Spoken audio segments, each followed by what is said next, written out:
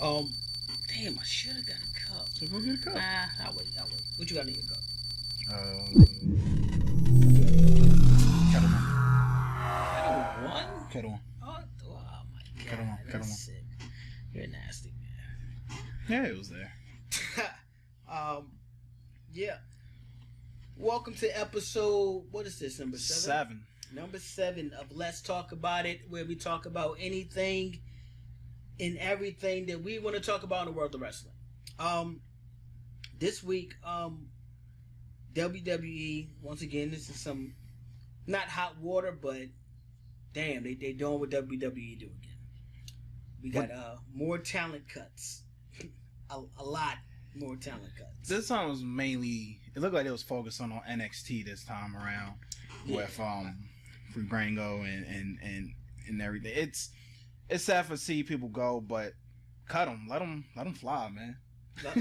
Let them go somewhere else and fly, because we know what happens. People come to WWE, NXT, and they're not the same. You know, the majority of people that come here, they're not the same. So just, if you're not going to use them right, let them go, let them do their own thing. And maybe like a Drew story, maybe they can go out, improve, do something else elsewhere, and then maybe come back down the road. But what you think? For the talent they let go on NXT, I mean, I'm sorry to say, I ain't gonna miss them. I ain't gonna miss none of these people from NXT, to be honest. And some 205 Live too. So I wonder if, and that's like Triple H's baby right there. NXT is his baby, and I guess his second child is 205 Live. A lot, you know, when he had the Cruiserweight tournament a few years back. But again, let him go. Just let them go. People, I guess the ratings ain't doing too well, so just let them go and let them do their own thing elsewhere. I mean, even about the ratings, right? You got Breezango. Yeah. Like, these guys are legit veterans. Like, I feel like NXT is where we want to bring out fresher, our younger talent, and let them not only groom them for a Raw or SmackDown spot, but also just to keep it fresh. You want to have that indie type feel. So if you're bringing in the indie stars, I don't want them to face all of my older guys from the SmackDown Raw brand. You know what I'm talking about? I'm also want to pair you up with more indie stars. Even if I want a veteran, someone like Karrion Kross or Finn Balor, that's going to be a fun veteran, you know what I'm saying, to mix it up with. For my younger people, my younger stars coming in. I agree, but also the gimmick was just getting old. Like, it was old a long time. It was old. It maybe when Tyler Breeze came up to WWE, to the main roster, that gimmick maybe would have worked a few months. It was kind of cool because it was like, oh, he's live streaming himself while he's coming out. And then it's hooked up to the Titantron, but then Tyler Breeze. Yeah, and he was like, that's cool. And then after a while, you're like, you know what? I felt like he was too small, stature-wise, for the role that they tried to put him into. I think if he would have been more focused on, like, the 205 aspect, or if they would have had something like that for him to really just lock in on, instead of trying to, like, I guess put him up there with you know, the Intercon champions and stuff like that at the time, it would have been like, it would have fit him a lot better. He's just a smaller guy, and it just didn't look, you know, as good, so it didn't really go over as well. But speaking of these cuts, though, we have a young lady, a writer, that was hired by the WWE. I believe her name is Kenise Mobley. yes. Hired by the WWE. I'm sorry to laugh at it. It was a crazy situation, though. So she's hired by the WWE, right? A month ago. Right. Or within this month. Right. And fired by WWE. Yeah. Within the same month. Like, I don't even know if she got to write anything yet. Probably not. She was a stand-up comedian. They brought her in to write on Monday Night Raw. Right. On a podcast, she said she didn't know who the world champion was, if it was Bobby Ashley or Bobby Lashley. My thing is, I didn't hear the actual podcast, right? But she's a stand-up comedian. Maybe she's doing her comedian, like, you know, stuff. Like, that's what I'm thinking it is. But let's not forget, you know, I don't want to just go after her like that. Yeah.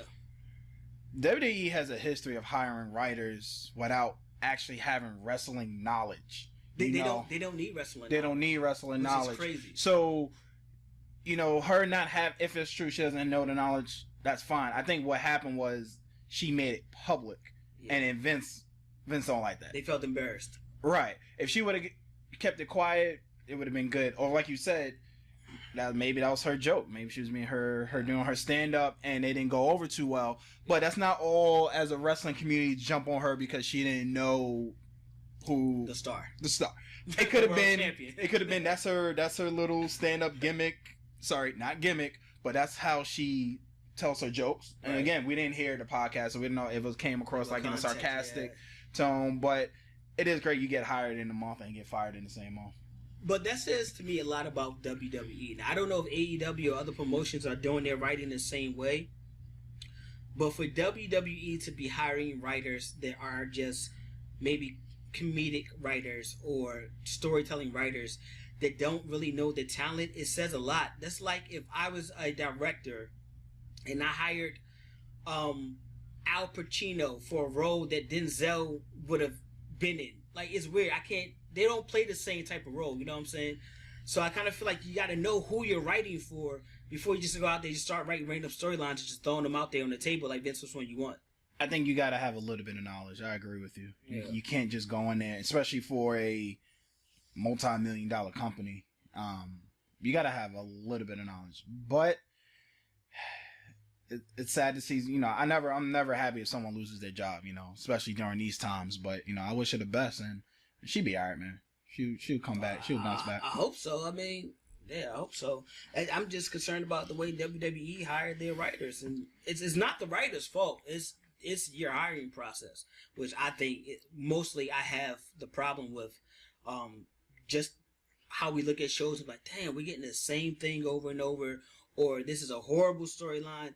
Now it makes sense. You know what I'm saying? Like, you're just getting people that's writing and throwing their ideas on the table, and Vince or whoever is just picking out of what they like. Well, maybe this could be like a wake-up call for them, and they could go back and redo some things and say, hey, maybe we should have someone who has a little bit of knowledge of wrestling, not just... Or maybe they wanted someone without knowledge because they'll have a clean slate and they could bring something new and they'd be like, all right, on the job training, because, you know, you look at other jobs, you may not know the job and they cheat you while you're on there.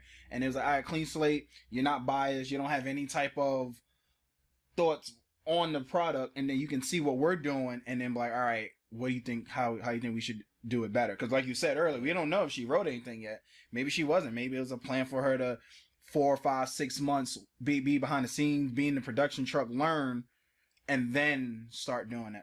We don't know what's going on in that crazy mind event, so I'm just throwing different things out there. Yeah, because I don't get it. I don't understand the notion behind that, and whoever does the hiring for that bull. But speaking of Monday Night Raw, we had yes. Hell in a Cell wrapped up. Bobby Lashley retained his title, the most important part of the Hell in a Cell. I think that was the best match in Hell in a Cell. What do you think? Yeah, and what we said last week, we called the prediction that Lashley was going to win. We just had different motivations for him winning. So at the end of the day, Lashley won. We knew that was going to happen. And then now Drew can't challenge him while he has the belt, which we're over that. Lord, thank you. And now Drew going into Monday Night Raw, you know, him losing the Riddle Bro.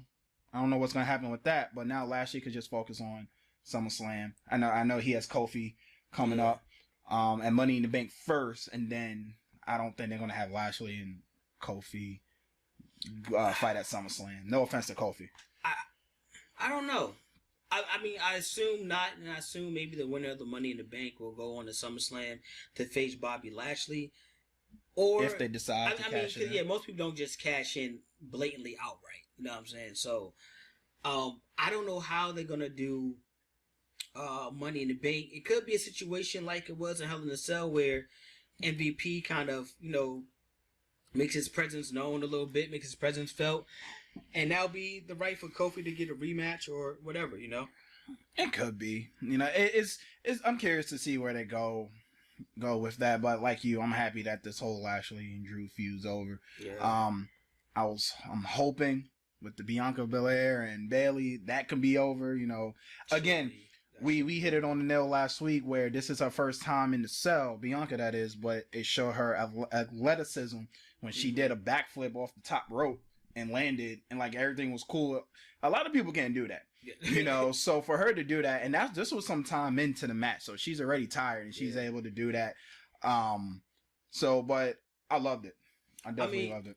I'm gonna say this: that match was it was good. It wasn't bad. It was a good match. Good kickoff match too. I don't think it was as good as it could have been though. Like I feel like that's the only reason I think that this storyline may continue, because I feel like they still got more in the tank that they can give us.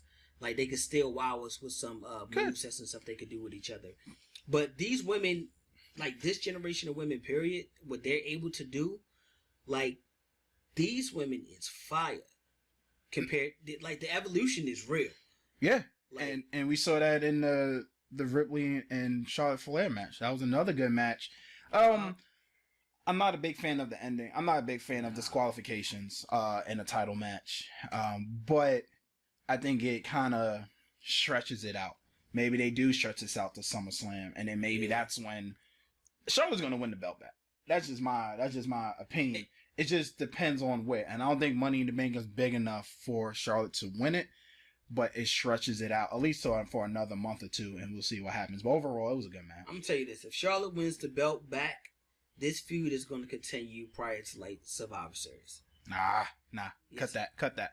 Nah. It's good. It could. This has been a feud going on for 3 years. I love a long, slow building feud because it just makes it so much better when it's time to cap off. Just like the Usos and the New Day, they fought for years, and every time they outdid themselves. Every time they get back into the ring, it finally capped off in a Hell in a Cell match after them years of actually fighting each other. But I think that was a little bit different just because the charisma on the mics was just... I mean, they had a damn rap battle with Wale being the guest host. Yeah. The guest referee, and they was throwing in some stuff that if you just a casual wrestling fan, you didn't pick up on some of the hidden messages that was thrown out there, like hotel rooms and I'm in cameras. I'm gonna leave that alone. But I think the charisma on the mics was not a lot better, but no, it was a lot better. It was a lot better. But back to Rhea and Charlotte, the action though, the action between New Day and the Usos, just in ring. Even if we cut off the segments of where they're talking and everything, every match got better and better and better. And the Hell in a Cell match just capped off like that was an amazing tag team match between these two. So you still want to keep seeing them fight? I will watch New Day and the Usos right now. They were good. Oh no! I would too. I'm talking about. Oh, Charlotte and Rhea. Yeah. I would. I think this is gonna be a nice feud. Now, when I say it's gonna be a long feud, build out the Survivor Series, they may do stuff in between it, but I think this feud could possibly go on for like another 2 years. They'll have other little matches in between, but it's gonna be a nice slow build, especially. With them already have been comparing Rhea Ripley to Charlotte Flair so early in her career. Eventually, Charlotte got a good 5 years left in the tank. Rhea, she's one of those girls that's going to be the future of that women's division. So eventually, she's going to get that torch passed to her. I mean, he's coming back too. So hopefully.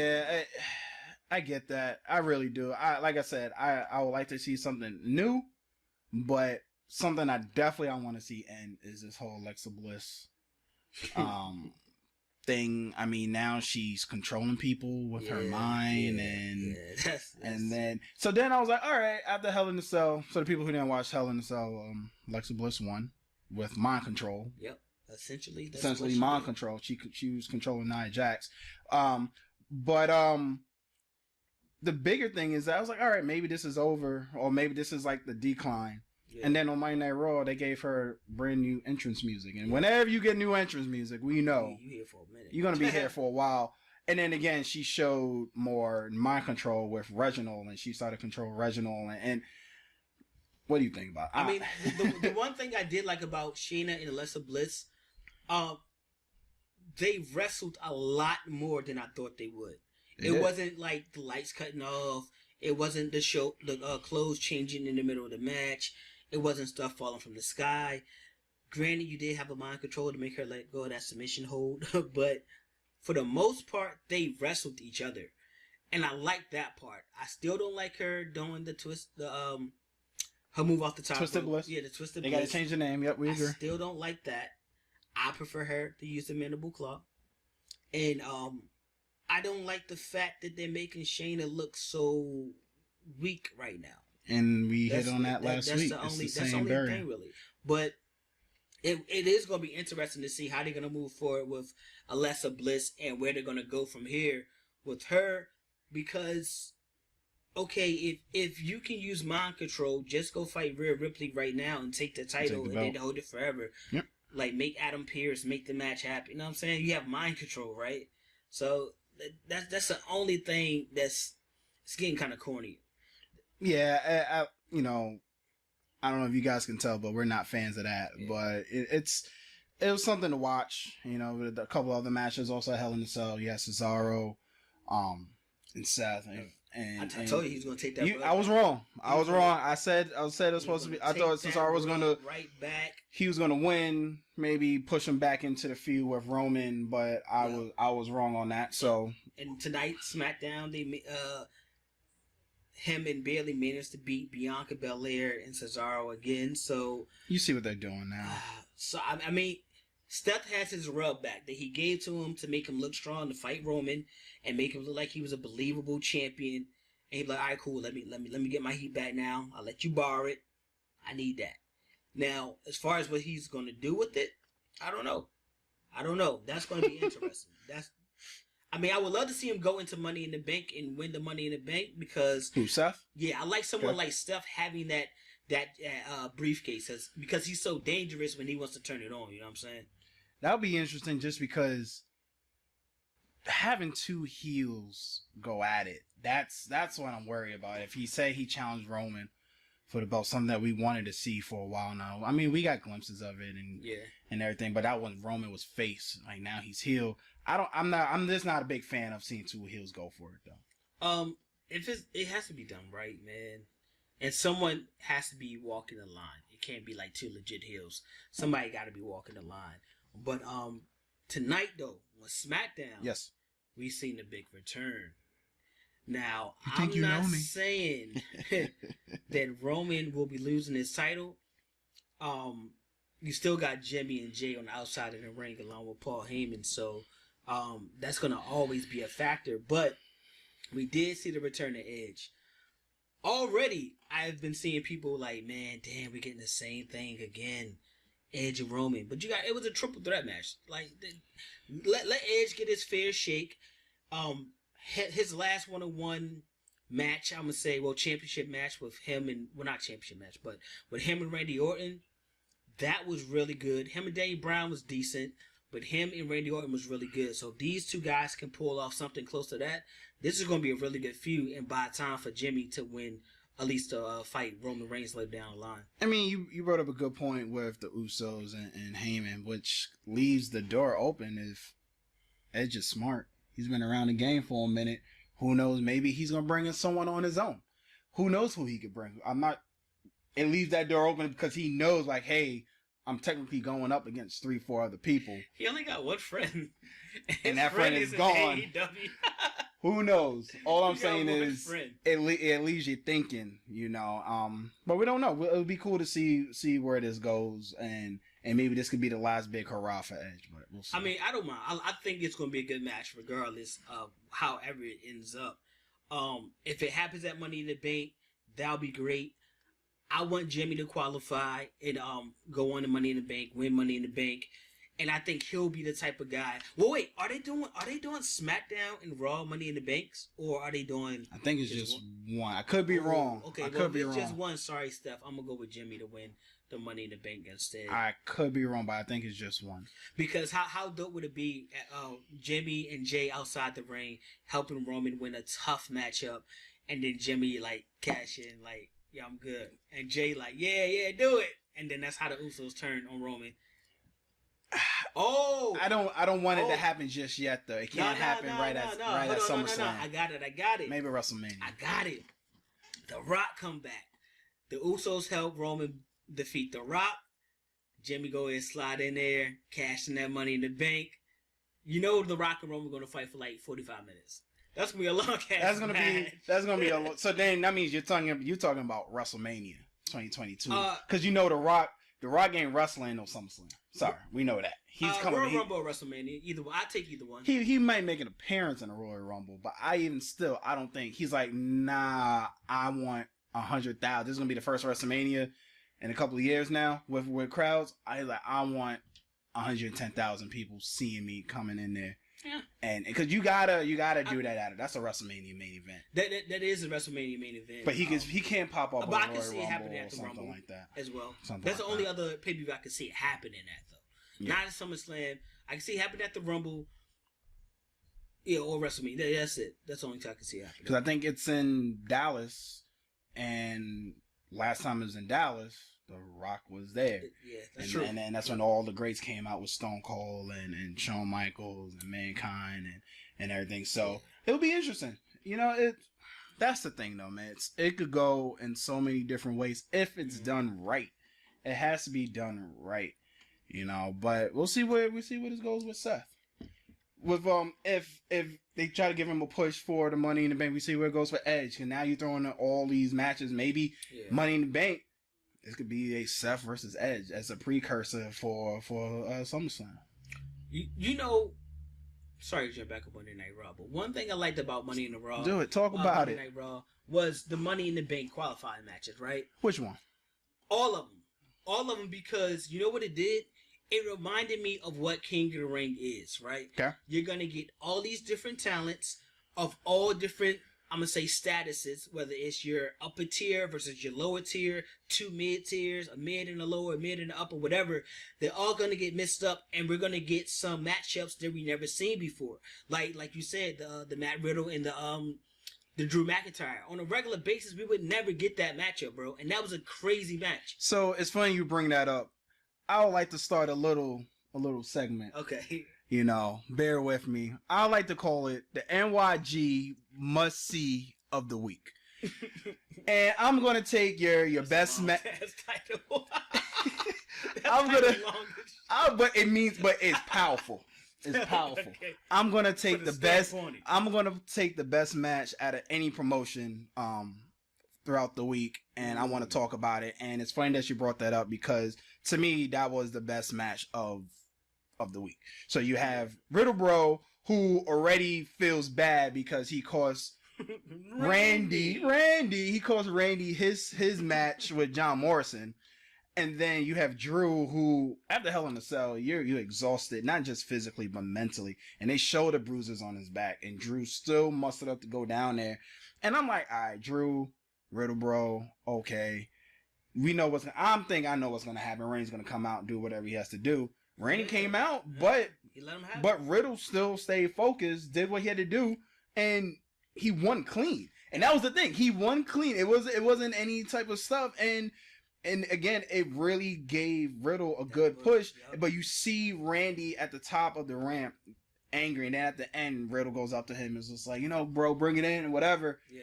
So is Randy jealous now? Is he going to pop up at Money in the Bank? Or are we going to see a split of RK Bro? I don't know, but the one thing I do know that I've been saying for a while now, everything that Randy touches in the past 2-3 years has turned to gold. The Edge feud, fire. I feel like he solidified Drew McIntyre. And right now, I think he's helping propel Matt Riddle to a legit contender. Like, before, I was like, all right, he's a good United States title role. Man, you just beat Drew McIntyre by yourself. Like, nah. The Monday after a pay-per-view. And his charisma, the fans already love him. His charisma is crazy. That's why I can't wait for the fans to come back. I'm getting tired of we back. The pump. We back, baby. Bringing in the pump crowd and the fake low bro. But now when you're there and that crowd is screaming, bro. Like, it does so much. And like you said, you hit it on the fact that he's getting that push and he has the crowd behind him. Yeah. But I think we all know what Randy does. He's not called a Viper for no reason. It's a matter of time. He's gonna snake his way in. He's gonna do what he has to do. And he's waiting for his chance to attack. And I wouldn't be surprised if he does something to Matt and then be like, oh shoot, I gotta replace him. That's my tag team. But I don't know if he'll get the first chance because we did see Jinder Mahal, and he kind of gave the notion like, well, somebody get hurt. Yeah, he did. He did. You're actually right. Not Apollo. Cedric Alexander was looking like, yeah, I'm down with that. Even Jeff was like, yeah. I can rock with that. There's some people, so I wouldn't be surprised. Somebody not gonna make it. Somebody not gonna make it. But then another Money in the Bank match that we just talked about was RKO and John and Morrison. If anyone doesn't make it, it'd probably be Morrison. Yeah. You know, he's technically really on the shelf as long as Miz is on the shelf because they're, you know. But another good Money in the Bank match qualifying match we saw was AJ versus Ricochet, and Ricochet he won clean with the help of the Viking Raiders. Yeah, I can. Yeah, I can say that. I can say that because the Viking Raiders never touched AJ. They never done anything to AJ. Okay, I see what you're saying. It was clean in the fact that they didn't interfere, but it still distracted AJ enough to let Ricochet get the win. They didn't purposely go and try to distract AJ. They just wanted to go beat up Omos. Yeah, and that was great what they did to Omos. Yeah. So now you go in two separate directions. When you talk about it brings you different people on the card to face. You got Ricochet, which Ricochet to me is very underrated, but he's going to end it. But that's the perfect partner to fight though, AJ Styles, because even at the age as AJ Styles is, he can compare with his athleticism as Ricochet. So now you get Ricochet going to Money in the Bank, and now you see Viking Raiders possibly getting that push again, because you got to think when they won the belt, that was unexpected, but they had the crowd behind them. And then I forgot which one it was, but one of them got hurt, and then that's pretty much sidelined them. But now they back. It'd be cool to see where this goes. Yeah. I'm here for that. But do we got any more WWE news? I think that's gonna. I mean, Nikki Cross. 20 seconds. I hate it. She's good. She's going on as the blue butterfly, and she's trying to be all positive. And to me, this is her last effort. This is her last chance to show Vince and staff that I'm here to stay. You know, she got her body in crazy shape. She lost weight. She got toned up. She's working on her wrestling skills, and they don't know what to do with her. And I think this is her last chance. I don't, looking like a little. With the cape, with the blue and the yellow, and with the face mask, it seemed too cheesy for me. But that's why I said 20 seconds. I'm good off of that. I think we are good though. I think more importantly about Nikki Cross is the fact that Killian Dane got fired. Yeah. Like, what are you doing? But we seen it before with Aleister Black, and his lady. She's still on there, and he's gone. I mean, granted, this is a whole different situation. Charlotte Flair. And Andrade, which is that's a perfect another good segue into AEW, by the way. But that's another all right, I'm over here, you fire my boo thing, and what are we gonna do? But Andrade though, AEW. Andrade. It's funny because Andrade came and he made it known that he wants the AEW World Title. He wants the AEW TNT title. He's coming for gold, period. Right? We seen him and Kenny Omega go back and forth on Twitter this week, which was kind of cool. I love when they kind of mix like personal life into the show. So we seen these guys go at it back and forth on Twitter for a little bit. Now these guys have a match at Triple Mania in AAA for Kenny Omega's Mega title. Okay. And AAA is what again? The Mexican promotion. Got it. So. My thing, the biggest Mexican promotion, if I'm not mistaken. But my thing is this, though, right? I feel like it's less talk about that matchup and it happening there.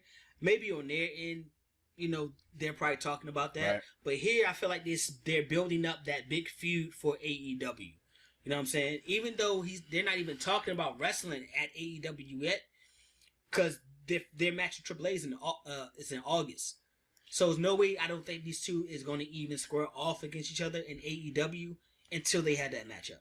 I like the fact that Tony Khan has his people in AEW when they're fighting champions. So Omega, he's a fighting champion.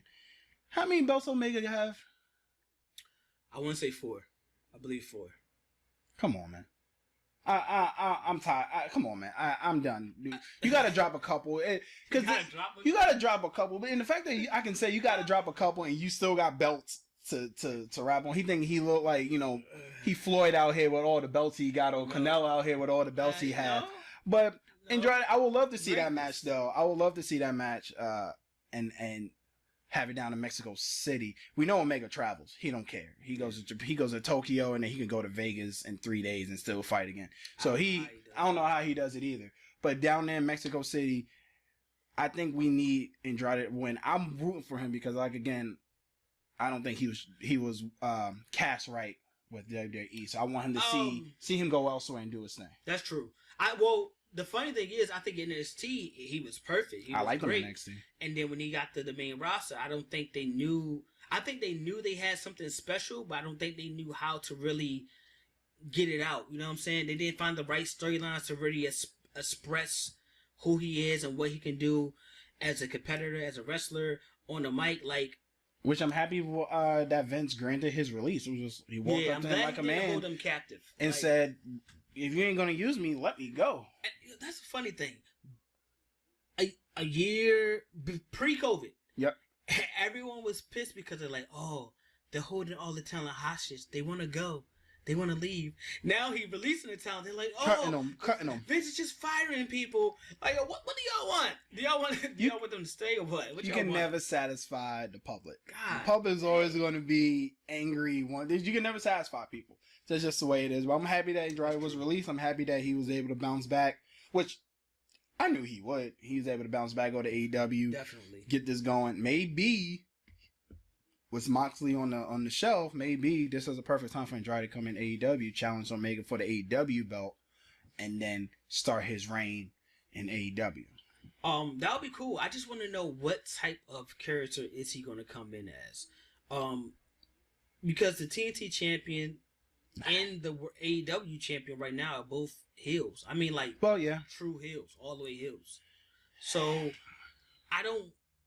he came in and lined himself with Vicky Guerrero, which makes sense, but she's a heel. Like, she is a heel, and I'm assuming how are we gonna do this? Andrade is a heel, but I think it's still early on to really determine that, and we have time. And I think you mentioned the matches in August. Yeah, in August. So we still got time to figure out what's going to happen with that. Yeah. And the one thing I do like about AEW right now, which I've been saying for a while, what they've been doing, I said it, like, they're going to build a team, like a little crew, not a forever crew, but a for the moment faction that's going to fight the elite. You got Frankie Kazarian, already those name in the hat for that. You got Moxley, you got Eddie Kingston. I'm pretty sure that Kenny Omega is going to be Jungle Boy, and it's probably not going to be Up and Up, so you can put Jungle Boy name in the hat there. What's going to end up happening is that little faction is going to make sure that Kenny and whoever he's supposed to drop that belt to is going to be a true one-on-one matchup. And that would be great to see, because I'm tired of seeing factions interrupt, and I understand that's the point of a faction. I understand you're supposed to hold that power, but then it kind of takes away from the one-on-one ability of the fighters that we know. Oh man, that was a fucking 5-star match, right? And then all the factions did, which I was upset.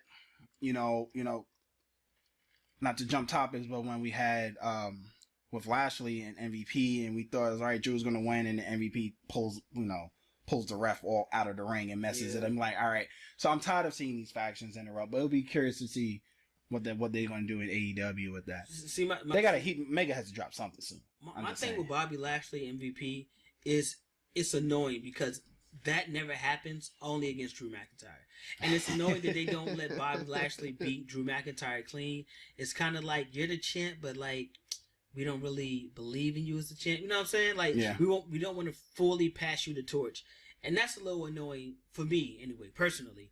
But as far as Kenny Omega, I feel like it takes it away because he's so great inside the ring as a one-on-one competitor.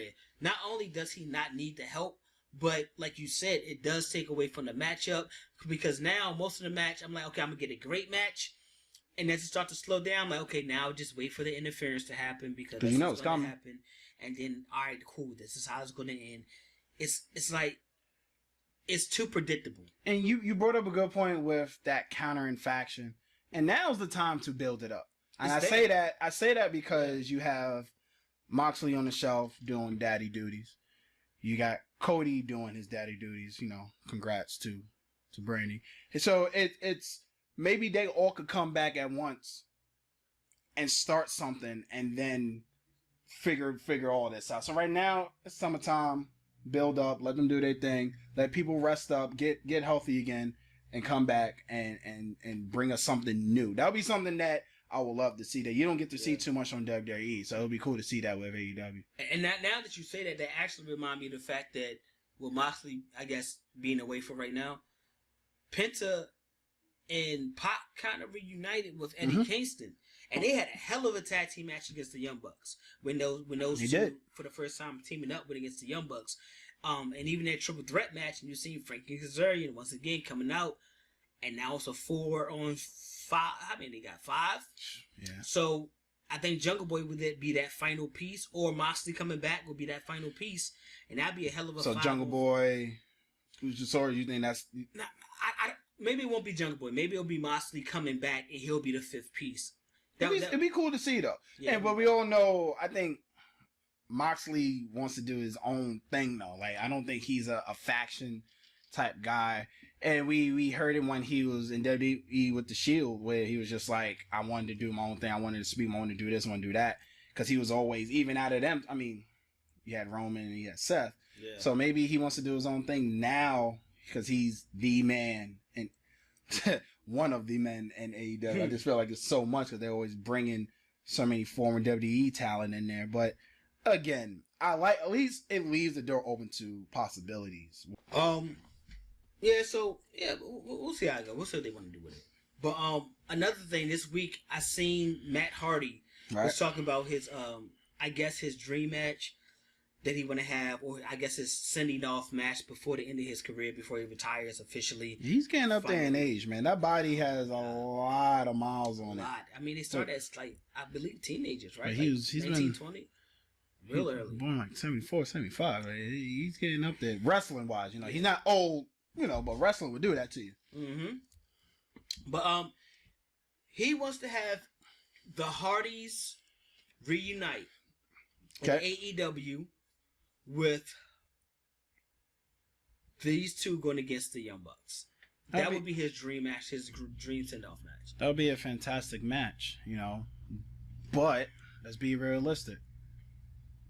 Jeff contract is till like 2022, 2023. That's true. So can Matt body hold up long enough for that? Can Jeff body hold up long enough? That's a good point too. So dream match. Dream is an important word. You know, is that a realistic match? Probably not. I mean, but it'd be cool for the fans to see. That would be awesome. But it has to live like if we just see it and they just give it to us, that's not enough. No, you got to build up. Not even the build up. If these guys can't deliver the type of matchup that the fans are looking for, like the nostalgia is going to only carry the match for so far, right? If these guys, let's say, you know, from now until when Jeff is able to make that decision if he wants to do it or not, if their bodies don't hold up like we're hoping it does, and they can't perform the same type of way they performed prior to, this match isn't going to be as good. No, and that's going to be bad. That's no, the bad part. No, it will be bad. But I think you have two smart veterans in the Hardys. I think with everything that Jeff has been through, I think he will let them know, especially knowing that this is my brother's last match, or this is possibly my last match as well. And my body, I will make sure I'll do everything I need to do to make sure my body is legit. So say that this does happen, 2022, late 2022, he gets released, contract expires with WWE. He takes a good few months off, go back down to the good old family farm in Carolina, work out, get his mind right, body right. Them two just focus on it. Was that Myth Bleak? Were you just saying Myth Bleak? Don't don't mention Memphis Bleak. No, there is no Memphis Bleak. There is no Memphis Bleak. Shout out to you know, but you know it. You know, get everything together and make sure that we put on that spectacular match. Because like you said, no one wants to see two old Hardys going out there and not be able to. I don't think they would want to not do it, and I don't think they would go out there if they know they can't give 100%. I mean, I'm just saying, some injuries you can't come back from. You know what I'm saying? And I definitely don't wish any of those type of injuries on any of these any wrestlers, period. No. But I mean, like you said, they're getting older. Jeff, his style of wrestling hasn't slowed down. He's still the same Jeff Hardy. So doing the bombs on the top rope, yeah. I mean, what, him and Sheamus in that bar match, he did the swanton off the top of the ladder, I believe, right? That was awesome. Like, that was a good match. That was an underrated match, but that was a good match, though. I liked it. Sorry. But I'm just saying, in general, Jeff isn't slowing down. You know what I'm saying? He's going to still go out there and try to deliver. Matt Hardy just had a, not too long ago, had that no DQ, anything goes match with Darby Allin. He had that match where him and Sammy Guevara was all over the place. Like, they're not slowing down. And what happened with the Sammy G match? My man Matt got busted wide open. Exactly. No fault of Sammy G, but one, you can't be finding these no pun intended, you can't be finding these young bucks anymore. He has to come around with more veteran wrestlers who know to, all right, this is what I'm trying to do. This is what you're trying to do. We're going to make this shit work. Instead of going after these two guys who are trying to make get their mark off in AEW. So, I mean, but at the same time, that's their job. As a veteran guy, you put over the younger guys, the younger talent. You're leaving the business in their hands, and it's your job. To me, it's your job to help put these guys over. You know what I'm saying? You're right. You help get these guys that just burn. Don't give me 30 stitches in the face, though. I mean, that wasn't on purpose at all. No, it wasn't on purpose at all. It wasn't on purpose at all. But I remember watching. I'm like, yeah, he's open. He's open. It was just one of those things like, get the towel up. Well, Russ put on gloves. Russ put on gloves. Up, here we go. Here we go. You know. But it'll be. I would love to see that. I think they deserve that send off. You know, future Hall of Famers and WWE. They came back from a lot, both of them. From a lot of personal demons that wrestling has that toll. People don't like to talk about that story. Talk about their story of wrestling having that physical toll on you. Yeah, you see it, but that mental toll, that emotional toll, that people go to other vices. So it's good to see, and we seen Jeff at his worst on pay-per-view way back when, and look at him now. So I mean, I give him all the props for manning up, facing his demons head on, and getting better. Speaking of that, have you been watching any of the Dark Side of the Ring? Always. I mean, it's that shit is so sad. Bro. It is sad. It is sad, but Dark Side of the Ring, that other side of the ring that once the lights go off, you don't see it, and it gets us in there. I be so pumped and happy. I'm like, yeah, like honestly, the first season of Dark Side of the Ring is what made me even think of doing this period, right? Vice has a good one on there, yep. But as they went on, and I'm like listening at the stories, I'm like, oh, this is great. Like, oh, this is a bad story. It's bad, and for me, I don't know about you, it allows me to, like, I learned a hell of a lot about some wrestlers that I'm not too familiar with, right. And then you get to hear their stories, and you're just like, but you know they're not the only ones that go through that. Yeah. You know? Yeah. Each wrestler has their own story, but it still comes back with, all right, they're on top of the world. They winning belts. They're doing everything they got to do. And the moment the cameras go off, you got people suicidal, drug addicts, alcoholics, all types of stuff. People but no. Bullied. And I mean, the internet is cruel as well. Yeah. And that's the other thing about the writer who got fired, man. I feel like fans are going down her throat, but that wasn't a qualification for her job. I wasn't going at her, but it was just more so at the WWE about how they hired the people they hired. At least, like, you know, give them some tape. Like, yo, watch this or something. Give them some. That's why I go back to. I think she was just gonna, you know, just learn on the job, just chill, shadow my peoples, my writing team, and then once you're ready, because we all know a new segment starts every so often. So, like, all right, we're going to shadow, go through SummerSlam, go through Survivor Series. Maybe you come on for Royal Rumble, start getting little things like that. But yeah, but you're right, man. Internet is cool. It's because, like, since that was released, like, her Twitter has been, like, her post been monitored or blacked out, I guess that's how they would say it. Yeah, I think she made herself private. Yeah, so, she made herself private because people just trying to go at her. People just cruel, man. You know, fuck them people, man. But also, yeah, I was reading that Tony Khan, speaking of AEW still, Tony Khan, they have the video game in the works. But this year they're gonna end up in the red because of how much money they put into the video game. And that scared me because you know the money is coming from Daddy. Now, it's no rush to have this video game. It's not something I don't see a lot of people like, oh my God, I need this video game, right? Right. On the wrestling side, between their partnerships and pay-per-view sales and everything like that, even their wrestler retention through the COVID has been pretty high. It's still very profitable. And he's expecting, to turn a profit in 2022. But it's like you put $20 million into the video game, and I hope it's not like, okay, I put 20 mil in, and now we're going down a rabbit hole. Now I'm 30 in, now 40 in, now 50 in, and it gets to the point that Daddy's like, all right, look, man, you playing too much. Man, stop playing. He would have done better giving me the $20 million. He would have done better giving me the $20 million, and I'm gonna tell you why. Because wrestling video games don't do anything. They don't bring in revenue. They just don't. It's not like how it used to. It's not like how it used to be when we were younger, when you're playing Monday Night Raw on the PlayStation and you're playing as The Rock and he had the people's eyebrow and it never moved off his face and it was stuck on there the whole time. Wrestling game, that they don't sell like that no more, man. So no, man. I never looked at the sales of wrestling game revenue, and honestly, I didn't even realize that WWE didn't come out last year. Exactly.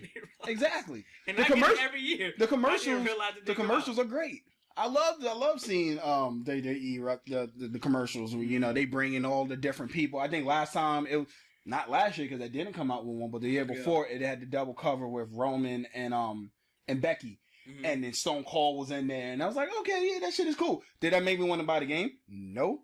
See, I'm not buying the game. So AEW, all right, cool. You want to try to keep up with WWE? Go for it, man. But they're gonna do shit. All right. Well, WWE games has been good for the fact that when you get the game, it's normally like a retro mode where you can be DX and you go through, let's say, the Monday Night Wars. Yeah. So it's kind of like, you kind of get to relive the moment. That's kind of fun. Being a new company and putting out a video game, you're pretty much relying on the younger fans to go buy the product, or the younger generation, I would say, to go buy the product, because that seems to be who is more geared towards that diehard AEW fan base right now. But damn, bro, I'm not gonna milk all that money in the second year of my company. Nah. I want to prove and show that this company can continue to grow. We haven't seen how well, on the road the company is going to be at. I know the pay-per-view in New Jersey. I believe it's Newark. I can't remember. But in New Jersey, that's going to be their next live show. And he said they already sold 9,000 tickets. It's going to be well over 10. And I was just thinking, like, that's not a lot of tickets. That don't sound like a lot of tickets. It depends on the venue. I don't care what the venue is. AEW. But then we also can't comparing it to WWE as well, because we know those tickets sell out like for their live shows. I'm not comparing it to WWE. I'm just comparing it to the fact that $20 million went out the door for a video game that's in production. Like, it ain't even here. You're not gonna hear anything good from me. I told you, I don't like the video games. I don't like wrestling video games. I think you can use that money better spent elsewhere, to invest back into your company, towards your wrestlers. But Con, he's trying. I give him credit for, we gotta go out. We gotta go all out and try to catch up some ground. Yes, I know, especially with the basketball playoffs going on in AEW, the Dynamite, I think it's coming on tomorrow. Yeah, Saturday. A couple weeks ago, it was on a Friday, but I think now that the NBA players are winding down, it's gonna go back to this normal Wednesday. Mm-hmm. And they got a new show coming out on Friday too. Starts with a D. I can't remember, like Domination or something like that. I can't remember. Okay. So focus on that. Reinvest that $20 million in that. Don't take your $20 million to do something else. As far as what he said, he's saying the wrestling side of the business is profitable. Okay. It's just, I believe he's taking the profits and putting it into the video game. And if he didn't have to fire anybody. He kept his wrestler roster pretty much the same throughout the whole pandemic and brought on new people. So when outside looking in, it don't look like it's hurting the company. But I just hope it's not something that hurts the company 2-3 years from now. But then also you got to think that AEW, give their wrestlers a lot more freedom than WWE. That's Example true. meaning WWE. You sign with WWE, you can't do nothing, no anything.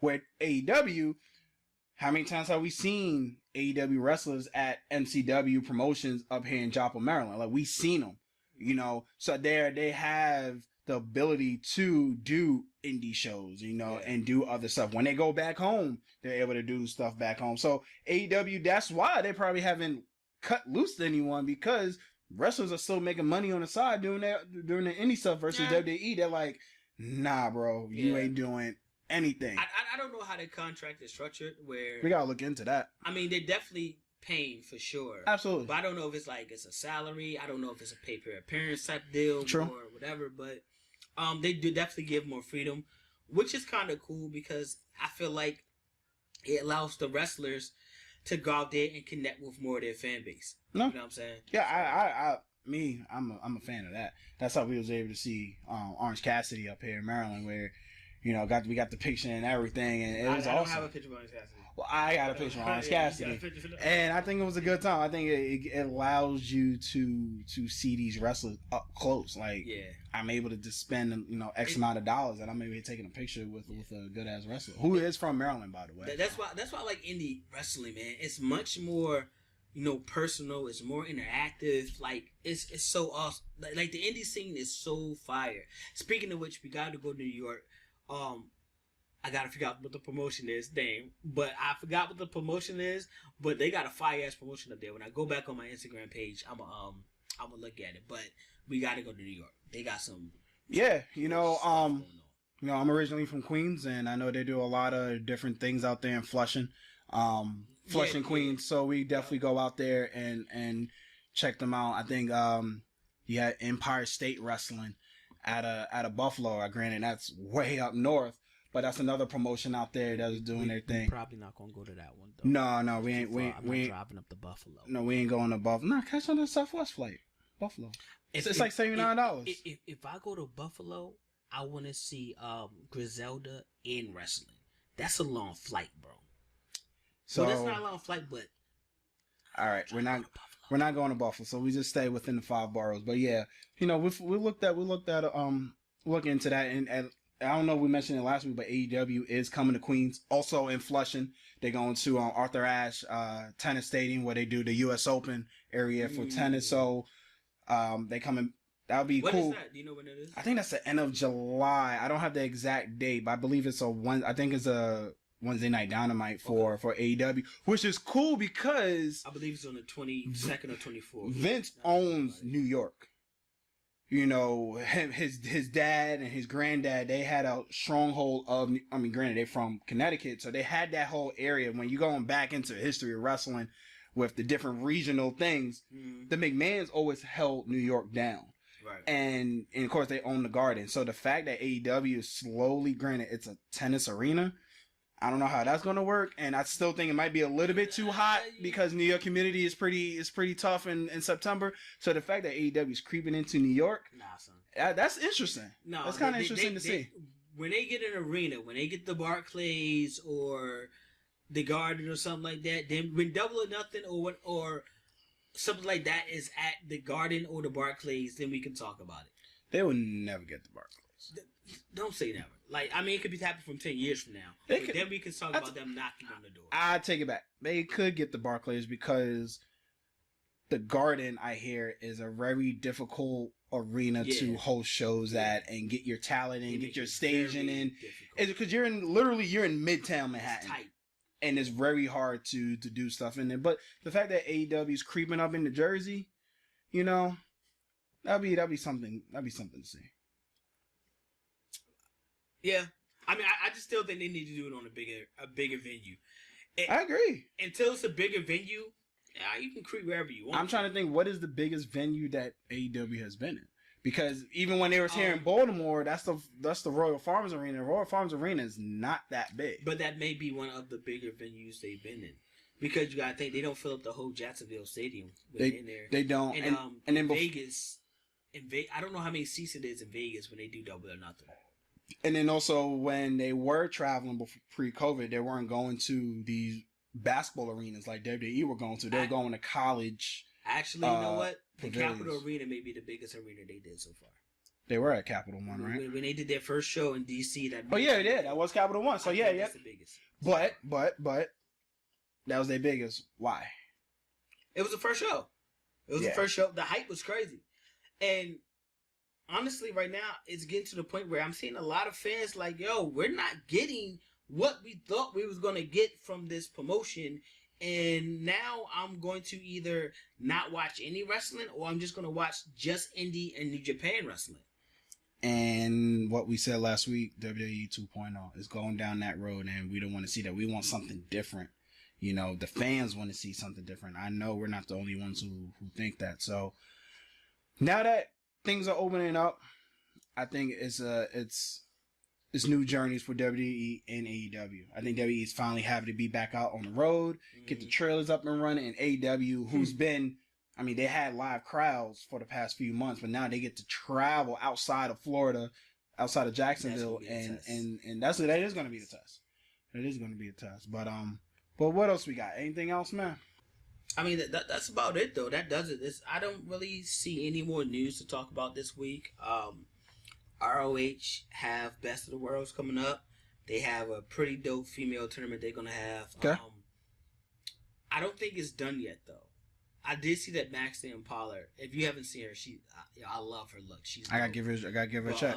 They haven't finished the whole tournament bracketing everything off yet, so we'll talk about that when they actually finish that. And okay, I don't feel like there's any more news to really talk about this week. That might be it. But if there's any topics out there, make sure you write us on Wrestling Replay on our YouTube channel. Send in any type of topics you have you want us to talk about. Yeah, follow us on Instagram. Subscribe. Replay. Oh yeah, like and subscribe. We're supposed to say that every video. Like and subscribe. In the beginning, and at the end. Damn.